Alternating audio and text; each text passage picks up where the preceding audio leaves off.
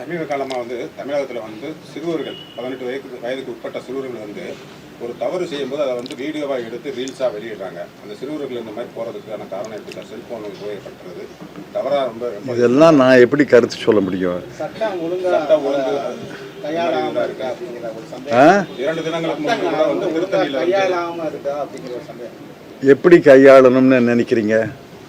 கடுமையான 18 வயதுக்கு உட்பட்டவர்கள் மீது கடுமையான நடவடிக்கை எடுக்கணுமா, இது இந்த ரீல்ஸ் எடுத்து வெளியிடுறவங்கள மீது? 18 வயதுக்கு உட்பட்டவர்கள் பயன்படுத்தக்கூடாது அந்த மாதிரி ஏதாவது? அதெல்லாம் நடைமுறையில் சாத்தியமில்லை. ஆஸ்திரேலியாவில் செய்திருக்காங்கன்னா அதை ஒரு ஆஸ்திரேலியா மக்கள் தொகை என்ன, நம்முடைய மக்கள் தொகை என்ன, அதை நடைமுறைக்கு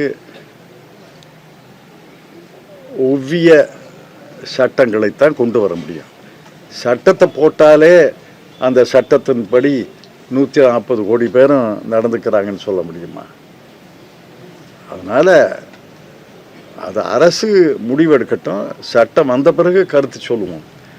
இப்போ இருக்கிற சட்டம் குறைபாடுன்னு சொல்கிறீங்க, நான் அதை மறுக்கலை. அந்த சட்டத்தை எப்படி திருத்துவது என்பது சட்ட அறிஞர்களும் அரசு தானே முடிவு செய்யணும்.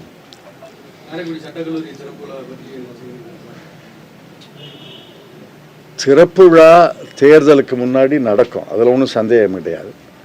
அதிகாரபூர்வமான நாளை குறித்து அதிகாரபூர்வமான அறிவிப்பை வெளியிட வேண்டியது தமிழ்நாடு அரசு அல்லது மாவட்ட செயலாளர் அமைச்சர் பெரியகரப்பன் அவர்கள்.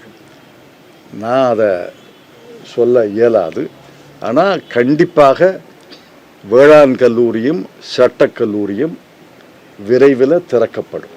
தேர்தலுக்கு முன்னாடியே திறக்கப்படும். மருத்துவக் கல்லூரி வந்துருச்சு கலைஞர் காலத்தில். சட்டக்கல்லூரியும் வேளாண் கல்லூரியும் வேண்டும் என்று நாடாளுமன்ற மக்களவை உறுப்பினரும் நானும் போய் அமைச்சர்களெல்லாம் சொல்லிட்டு முதலமைச்சரை போய் கேட்டோம். முதல் பட்ஜெட்டிலேயே அறிவித்தார். அதற்காக மீண்டும் அவருக்கு நன்றி சொல்ல கடமைப்பட்டிருக்கிறோம். அந்த பிரம்மாண்டமான கட்டிடங்கள் எழும்பி இருக்கின்றன. தரமான கட்டிடங்கள்னு நான் பார்த்த வரைக்கும் எனக்கு தோணுது.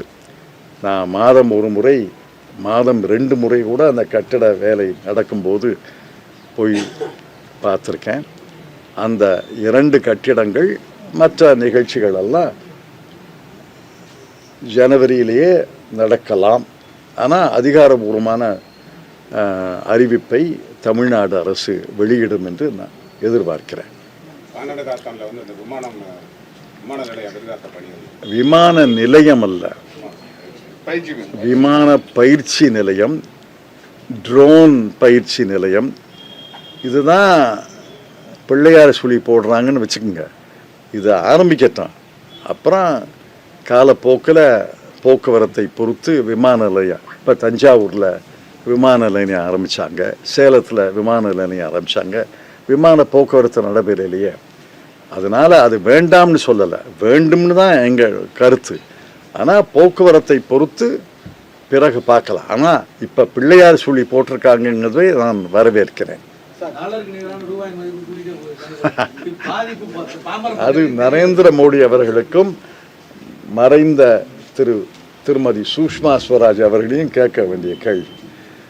நாங்கள் ஆட்சிக்கு வந்தால் டாலர் மதிப்பு 40 ரூபான்னு சொன்னாங்க. அது பொருளாதார பிழை, பொருளாதார இமாலய பிழை. அந்த டாலருக்கு 40 ரூபா வந்தால் இந்திய ஏற்றுமதி முற்றிலும் குலைந்துவிடும்.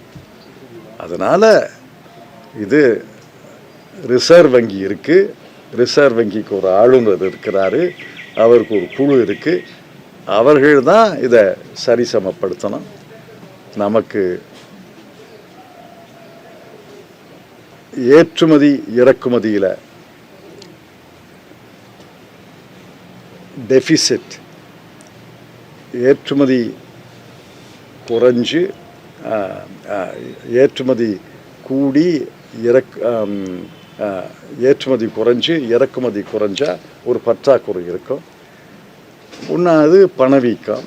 இதெல்லாம் டாலர் ரூபாயுடைய மதிப்பை செய்கிறது. அதெல்லாம் இப்படி பத்திரிகையாளர் பேட்டியில் விவாதிக்க முடியாது.